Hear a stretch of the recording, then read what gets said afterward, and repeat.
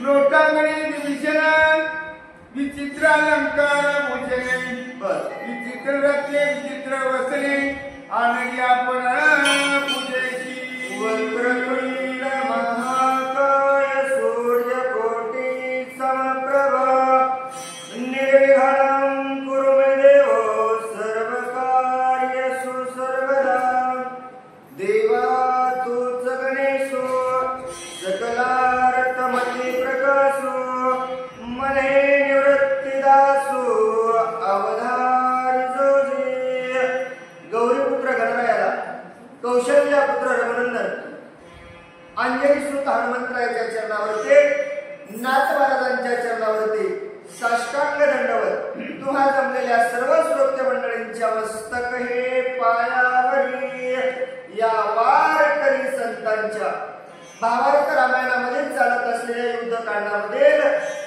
आजचा 71वा अध्याय आणि 71व्या अध्यायामध्ये आज भगवंताचं त्रिजटेचं असणार त्या ठिकाणी भेट होणार आहे, दर्शन होणार आहे आणि असा असणारा हा 71व्या अध्यायाला सुरुवात करत असताना नाथ महाराज सांगू लागले बाबा लोटांगण असणाऱ्या विभीषणाला घातलेलं आहे विचित्र भूषणे अलंकार सर्वस्व पूजेचं साहित्य तयार केलं आणि काय करू लागले विचित्र पूजेची सामुग्री बरोबर घेऊन या विभीषणा विनंती करी वा वा सहित जानकी सुंदरी पूजाधिकारी मतप्रीती असणारी जगाची मालके विभीषणजीने जे काही पूजेचं साहित्य आणलेलं होतं ते असणार आनंदाने पूजा करू लागले जगाचा मालक आणि जगाची मालकी आनंदाने केलेली पूजा स्वीकार असणारे करू लागले मंदवरी अनुग्रह पुन्हा त्याचे बळ हेची जाण यथा सामर्थ्य पूजे विधान आणि हे प्रीतीने आणि कार्य अंगीकार असणाऱ्या प्रीतीने करू लागले का कारण माझ्यावर असणारं जे काही कृपानुसंधान केलेलं आहे ते हेच त्याचं फळ आहे मला जे काही फळ मिळालेलं आहे तर हेच असणारं फळ मिळालं बोलतं भगवंतानं मला राज्य दिलं हे फळ मला या ठिकाणी मिळालेलं आहे आणि त्यासाठी मी पूजा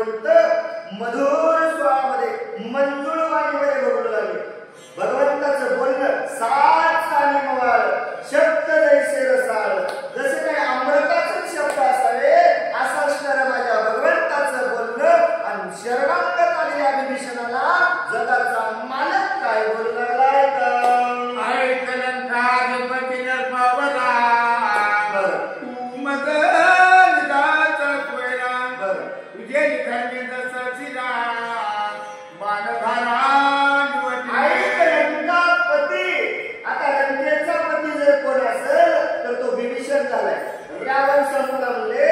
आता विभीषणा ऐक, तू जे काही मला सोयरा झालेला आहे, तू काही जो मला सगळा झालेला आहेस ना, ऐक बाबा, तुझं धर्माचं रक्षण करण्यासाठी मला रावणाला मारावं लागलं. या बाणानं त्या रावणाला मी मारलंय. मग काय मारलं सांगू लागले.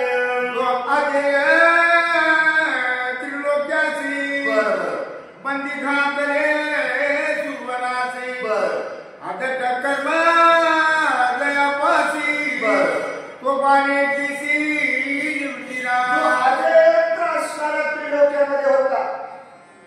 कुठंच असणार त्याच्यासोबत युद्ध करण्याचं सामर्थ्य कोणामध्ये होतं. पाताळात त्याचं राज्य, मृत्यू लोकामध्ये त्याचं राज्य, नवे नवे वैकुंठ स्वर्गामध्ये सुद्धा त्या रावणाचं राज्य होतं.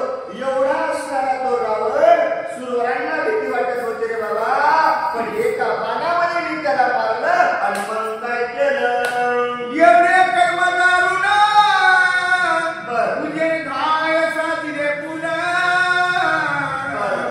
त्या तुझे निज वचन जे उल्लंघन करू एवढं दारुण कर्म मी तुझ्यासाठी केलं रे बाबा विभीषणा.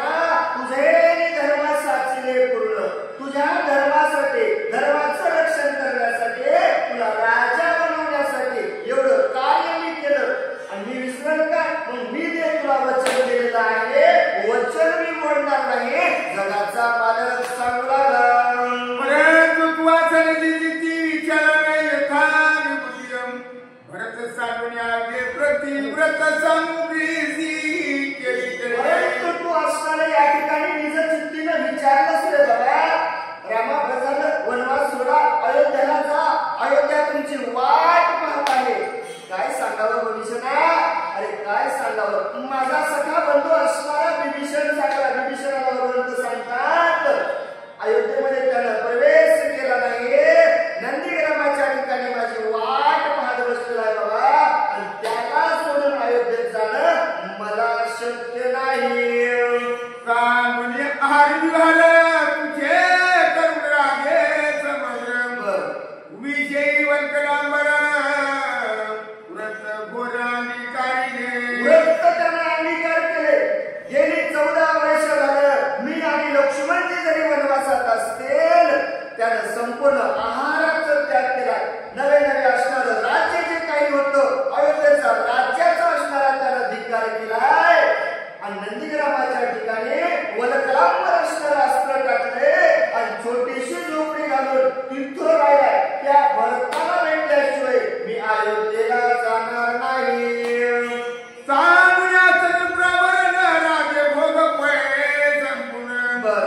अयोध्येने वच्चे मंडळीने सिंहासन सिंहासन मला पाहूच वाटलं का.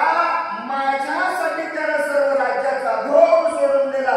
सुखरूप जगणारा माझा भरत माझ्यासाठी बाहेर राहिलाय ना. मग त्याला सोडून मला ते राज्य सिंहासन पाहण्याचं सुद्धा माझं मन नाही. काही माताची प्रीती वा शिकविताही नाना युक्ती बरोबर. रागीन स्त्रियेची आती धन्य मूर्ती पैभर मूर्ती असणारी भरत आहे माझा. किती शिकवलं रे बाबा. काही नाना प्रकारे विनंती केली. सोड भरता. राम गेला, लक्ष्मण गेला. काय करायचं तुला. एवढं राज्य वैभव असणारा दशरथाचा मुलगा तू अयोध्येचं राज्य तू करावं नाही ऐकला. एवढं भरताचं माझ्यावर प्रेम होतं. माझ्यासाठी अयोध्या सोडून बाहेर गेला, पण राज्य स्वीकारलं नाही. मग त्याला सोडून माझा राजा होणं मला शक्य नाही. चित्रकूटाच्या ठाई बर शिपिला वंशाला नाही बर राजे देता नवलाही बर. प्राणावरी पाही उठावला. चित्रकूटाच्या ठिकाणी मी सुद्धा भरपूर विनंती केली. नाही ऐकला. राज्य जर पाहिलं तर मला मी जर राज्य भोगायला केलं तर प्राण देईल. पण रामा तुझ्या व्यतिरिक्त मी राज्य भोगणार नाही. एवढा भरत माझ्यासाठी त्या ठिकाणी राहिला आहे.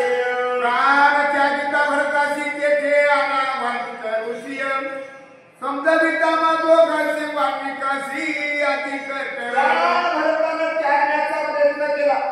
वाल्मिकी ऋषी त्या ठिकाणी आले, दोघांची समजूत आमच्या दोघांची घातली.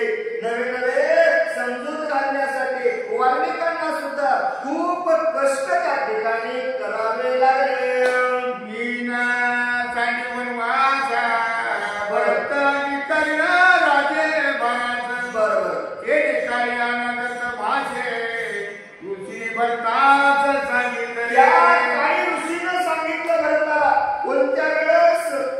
मी वनवास सोडायला तयार नव्हतो.